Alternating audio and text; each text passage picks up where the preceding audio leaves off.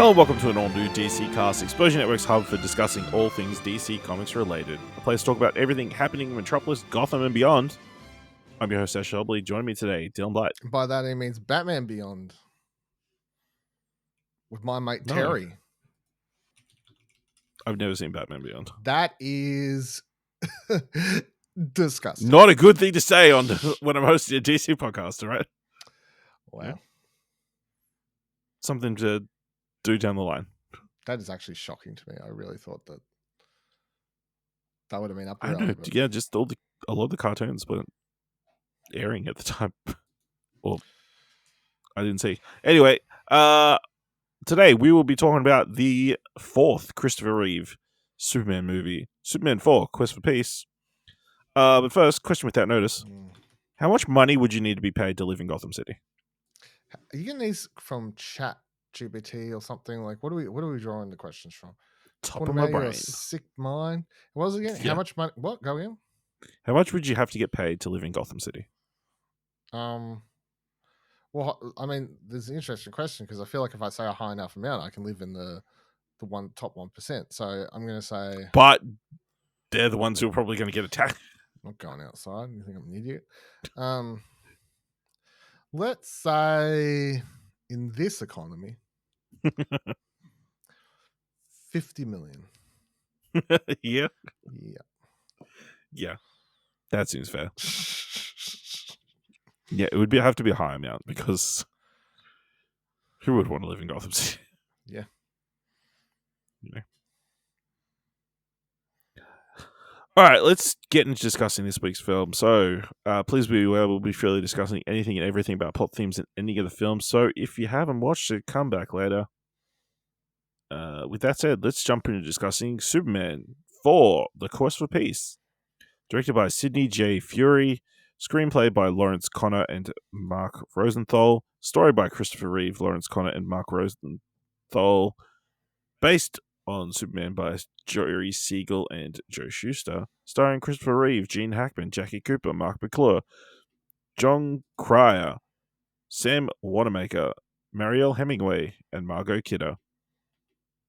Seeing the United States and the Soviet Union engaged in a nuclear arms race that could lead to Earth's destruction, Superman decides that he must take action. He collects all the nuclear warheads from the world and throws them into space. Meanwhile, Superman's nemesis Lex Luthor has broken out of prison with a new scheme. He clones Superman with radioactive material to create Nuclear Man, being just as powerful as the Man of Steel. Dylan, what are your thoughts on Superman 4, Quest for Peace? Big old stinkeruno, a big old waste of your time unless you're doing a podcast like this. And even then, I feel like it was a waste of my time and a mega stinkeruno. I'm glad it's 90 minutes and it was over fast. Mm-hmm. That's how I feel about this movie. It's bad. It's not good. It's probably one of the worst movies I've ever watched, to be honest. Yeah, I mean, it's not good. It's pretty rough. Not a lot to enjoy there. Like, none of the effects particularly hold up. It definitely feels like someone discovered they could do paint the film cells, so they could do the colorful nuclear man powers and that kind of stuff. But yeah, it's not great. I mean, there's a couple of elements I enjoy.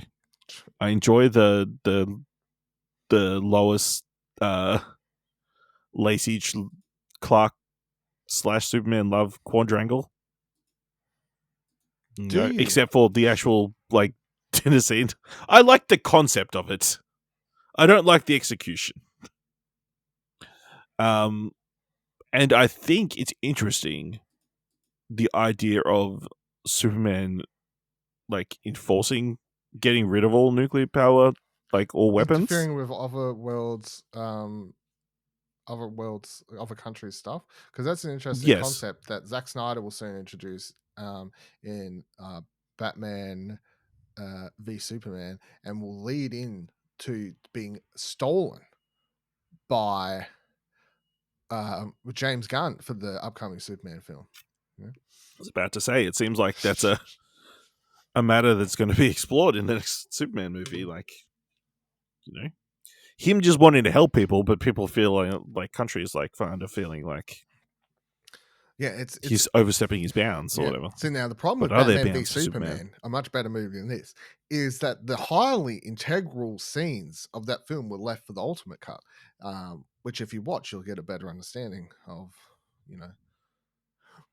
why he went to the other country, what he's doing there, the terrorist. Then we get the court case and so on and so forth. Sorry, I'm really just trying to draw blood out of this trying to stone, talk about anything but this. Yeah. I mean, there's not a lot to talk about here, so let's just run through the plot podcast. Yeah. Superman saves the crew of a Russian space station while uncovering the capsule that brought him to Earth and retrieving a green Kryptonian energy module, which apparently is a different green energy module to the one that we saw both in Superman 1 and Superman 2. Which does make sense. You should do, were the Kryptonians, really bad at color coding? They're colorblind. It's like, we can only see white or green. Those are the only two colors. Have you watched the latest episode? It might be the only two colors in Krypton, right? It might be. They all wear white, or they're all black, I guess. Have you watched the latest episode of Game Changer? Not to date this. But have you watched it or no? Yeah. You did. When that one Crowd Control? Yeah, they crowd control where they try and do the segment where he's like, it's like you in the gray shirt or green shirt and it's gray or whatever, you in the blue shirt, and he kept getting the colors wrong. Kryptonian. Yeah. Yeah. But also kind of sad, at the start, Clark's taking offers on the farm. So obviously his mother passed away at some point between the previous films. But he doesn't want it. He only wants to sell it to a farmer. True blue. True. Yeah. I don't know. That's I don't think they say it in America. That's Australian. Yeah. A true patriotic. Yeah. True patriot. True patriot. There we go. Yeah. Yeah. And also, it turns out that Clark destroyed his crib as a baby. Makes sense. Did actually kick it. What a joke. A recording left by Mother Lara reveals the module's power can only be used once. Doesn't explain what it does, other than it's got the power of Krypton. What does explain? I'm sure this isn't like a Chekhov's gun in any sort of way. Yeah. Returning to Metropolis, he discovers that the Daily Planet has been taken over by tabloid tycoon David Warfield, who replaces Perry White with his daughter Lacey Warfield, who develops a crush on Clark Kent. I get it. Strong, silent, awkward type. Those are the ones. Meanwhile, Superman seeks guidance in the Fortress of Solitude after learning of escalating tensions between the United States and the Soviet Union over nuclear weapons, including a boy sending him a letter asking him to deal with it. Dear Superman, can you make sure they take away the missiles? Yeah. All I want for Christmas this year is a world free from war. Yeah. So silly. This kid has flown in. And then what's the headline? Superman tells this kid to stop. He later addresses the United Nations and announces his plan to rid the world of nuclear arms. His plan, just throw him in the sun. Yeah. Well, he has a magic net too for one moment. Giant nuclear net. Yeah. Yeah. Doesn't make it clear if he took them by force or by, He just takes them. Who's going to stop him? Goes around and takes them all, Meanwhile, Lenny Luthor orchestrates a jailbreak to free his uncle, Lex Luthor, from prison. The pair travel to Metropolis, where Lex steals a strand of Superman's hair to create a genetic matrix. Also, that was a really long hair that they were using in the museum to hold up that. It was stretched, though, But it's strong, so it shouldn't stretch. I mean, What? No, I don't know if that's scientifically correct. I don't know if you're right. Because Mr. Elastic, I don't think hair's stretched that much. I don't think they have that. I don't think hair has that much elasticity. Mr. Elastic, though. Yeah, that's not Superman, though.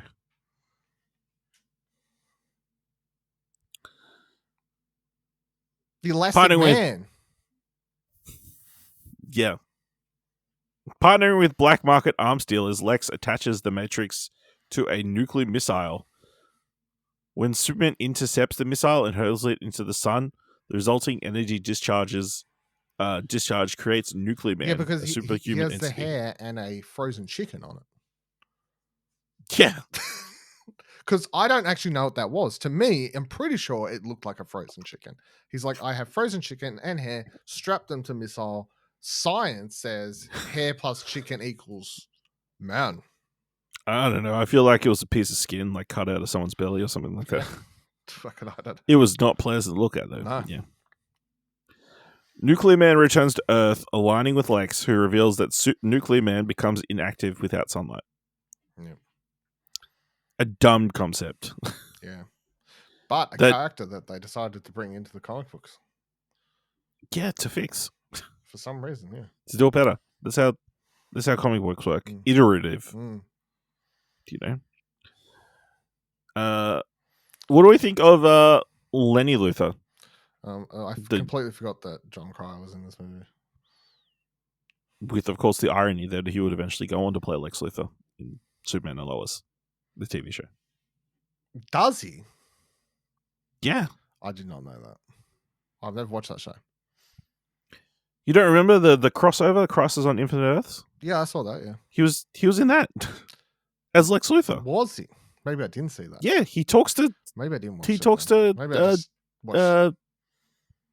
what's his face? From Smallville. Tom Welling. Yeah. I don't recall this. Maybe I didn't watch it. Maybe I thought I watched it. What? Maybe they had several crossovers, didn't they? A couple, right? Maybe I watched one of them, but not this one. But we have podcasts about the Crisis on Infinite Earth. Yeah. Crossover. Look, I could have zoned out. You just don't know what actors look like. They all look the same, don't they? You lose the hair? Yeah. Don't know who you are. To me. Yep. Or he embodied the character so well that you just... That could also be true. That could be... He could be... I mean, you tell me, does he do a good job? I think it's fine. Wasn't I saw some scene where there was a Lex Luthor in a house, and Ray was getting his ass handed to him. That was in a crossover. Probably. Maybe I have watched it. Maybe he's really good. I don't know. Anyway, yeah, he is whatever. He gets his scene at the start where he gets to be the douchey guy in the vehicle and stop the cops, break him out. But then the rest of the movie, he's just the guy in the back going, oh, yeah, that's right, Mr. Luthor. So, except it doesn't have the same funny voice as Oswald. Yeah, well, that's... Okay, so... Also, him freeing Lex, ridiculous. In what way? Just pop the convertible. It's a fucking... Well, open the door. The two... patrol officers, you know? My favorite thing is just the idea that Lex is, I guess, like this people can just randomly drive down and just Oh, sorry, wherever the prisoners. I took a wrong turn. Yeah, and his surrounded sound system. Yeah, trash. No, trash. No one's interested in that. Superman confronts... Well, we're jumping... I know here. I missed a paragraph. There's not a lot to this movie, so you might I missed a paragraph. Superman stops Nuclear Man from throwing the Statue of Liberty into Metropolis. Yeah, thank God, Leave that statue alone. It just raises a bunch of questions about where Metropolis is, really. Or is New York City Metropolis? They've crossed the line. They gave away the secret. Oh, this is after we get the classic. You book yourself on 2 dates at the same time situation. And he has to constantly switch between them.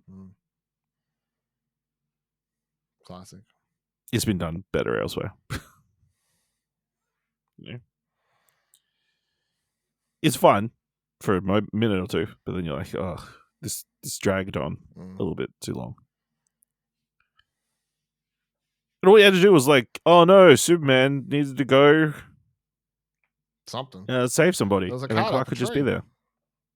Yeah, and then Clark could just stay there. Superman develops radiation sickness due to a shock from Nuclear Man, but he retrieves the Kryptonian energy module and uses it to heal himself. I mean, there is a very jarring moment where apparently Superman is dead all of a sudden, and everybody believes he's dead. Like they're fighting, and then cut to the newsroom where it says Superman's dead. Yeah, but they couldn't finish the fight. They lost the What? footage. Yes, and then it looked like Clark was fucking dealing with cancer, which makes sense. I guess he's Nuclear Man. But yes, we get that scene of Lois. Oh, I completely skipped over the section where apparently Superman undid all the fucking mind wipe that he did in the second movie for a second there, so he can go flying with Lois, only to fucking wipe her mind again like a fucking terrible person. Does he unwipe it, or does he just like she suddenly remembers, like it's worn off? That was the part I was confused. I think she remembers because he revealed himself again. And then she remembers. Clark. Yeah, so the reveal, she comes back to her. Yes. Yeah. And then he wipes her mind again. Yep. But then it's very heavily implied that she remembers. Because he gives Superman the cape. After going to go comfort him. But yes. I just got a cold, Lois. I just got a cold. Don't look at my hair. Yeah. But yeah, he heals himself all of a sudden. He's all good. Superman confronts Nuclear Man on the moon in a fierce battle that ends with Superman being driven into the moon's surface. Also jumping over him, trapping him in an elevator and taking him up. Because no light can go into an elevator. It's true. They can't. I really feel with his power. Also, the actor who they got for Nuclear Man, I really feel like they wanted Dolph Lundgren. Yes. And they got this guy. This guy. Marc Pillow. Has he done anything else? 3 other things of note. Or of not note. Of not note. He's done 4 things in total. I mean, he was the lead character in a show called Alaska Kid, so I mean, that's something. You asked if it was of note, not if it was something. Well, he also did something, so good for you. But yes, with his powers restored, Superman frees himself and creates a solar eclipse by moving the moon out of orbit, depriving Nuclear Man of sunlight. Science, bitch.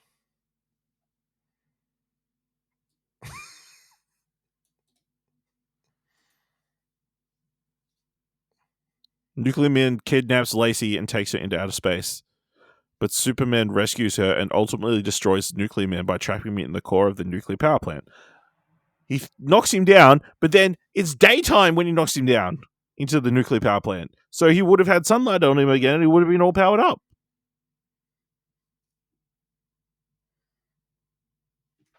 Don't try and look at me like I got answers for you about the shit in this movie. Come on, explain the logic. This converts Nuclear Man into electrical energy for the power grid. Very fucked up ending. Science, bitch. Either he's trapped inside that nuclear power plant, constantly being a source of power for everybody, or he disintegrated by going to the nuclear power plant. I don't know. I know which one's the worst fate. Being stuck as electricity. Yeah, probably. Sentience and being stuck in electricity. But if he's in the darkness of the thing that's housing him. It's like Liam Hemsworth. He's inactive. He doesn't know. Liam Hemsworth. He's dormant. Fury Road. Back in Metropolis, Perry secures a loan to regain a controlling interest in the Daily Planet.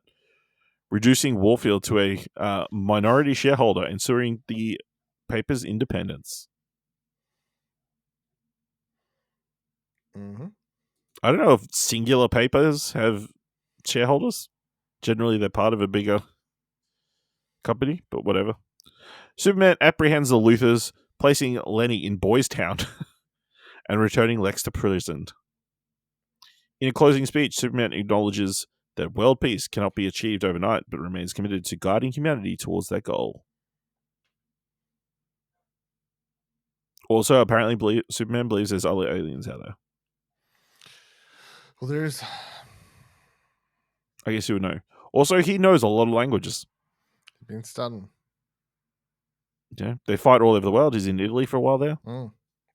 He talked to Russian to the Russians at the start. Mm. Very un-American to speak Russian. It's true. True. So, Dylan, what's the most super moment of Superman 4? I was looking at trivia for the movie, and it said in Christopher Reeve's autobiography, he said in one sentence, "The less said about Superman 4, the better." But he helped with the story. He's credited with the story of the movie. The less said about Superman 4, the better. And because I respect the late, great Christopher Reeve, I refuse to pick a moment. I bring to you but his quote. And you must respect that, I think. Especially on this podcast, on your DC cast. You should respect that. I guess we'll not talk about the movie the much less more. said about Superman 4, the better, said Christopher Reeve himself.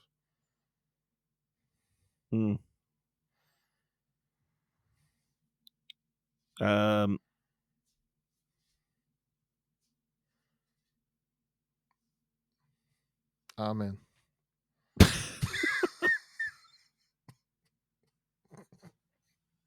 Yeah. So these are the last of the Christopher Reeves films. But you know, apparently there was a planned fifth film. Really? Yeah. So from reading from Wikipedia, before the failure of Superman 4: The Quest for Peace, Cannon Films considered producing a fifth film with Albert Puin as director. Cannon's bankruptcy resulted in the film rights reverting back to Alexander and Ilya Salkind. Under the Salkinds, their sequels initially titled Superman the New Movie, but was later called Superman Reborn. The film was intended to revive and continue the franchise after Superman 4. Both Christopher Reeve and Marc Kidder were expected to reprise their roles. The villain would have been Brainiac. The story had Superman dying and resurrecting in the shrunken, bottled Krypton city of Kandor. Well, Interestingly, last year, there was a recorded live script reading performance of Superman that took place in Hollywood. Oh, they had a whole script? You can find on David Koch's YouTube channel. That's interesting. They had a whole script, really? Yeah. I think the thing I find most interesting is just that so if that was a thing that they were trying to do, and then obviously it's known that in the the early 2000s or mid 2000s, whenever it was, they were trying to get that Kevin Smith one up and running, and obviously the very famous Nicolas Cage picture and everything. That was supposedly going to have a similar story, Superman dying and everything like that. And then originally, when they were writing Superman Returns, that also had a Superman is dead story until that was sort of pushed out of it. So they were on a thing there for like 10 years of let's do the death of Superman comic book in some fashion. All right. Anything else you want to talk about? It's an overrated story anyway, I think, to be honest. That's my hot take. All right. Have you read it? Read what? Death of Superman. The actual death? Comic, the comic, yeah. I mean, it's overrated. Kind of shocking. But, it helped create a bunch of new characters who are very important to the future. So, it's true. A big Superboy fan. So, without this, no Superboy, no Steel. It's true. Although one of those is definitely a lot more interesting than another. Yeah, it's not Steel. Where would Shaq's career gone if he didn't get the chance to play Steel? All right, let's know what you think of Superman 4, The Quest for Peace, by letting us know on Blue Sky at explosionary.com or find us on other social media at ExplosionPod. If you want to help us out here at All New DC Cast, leave us a review on Apple Podcasts or on Podchaser. Leave us 5 stars and you can leave 5 stars, or just tell people about the show. And if you've enjoyed this episode, thought it was worth $1, head on over to our Ko-fi page at explosiondirect.com/supports. Thank you very much for listening. Make sure you join us next time for another All New DC Cast.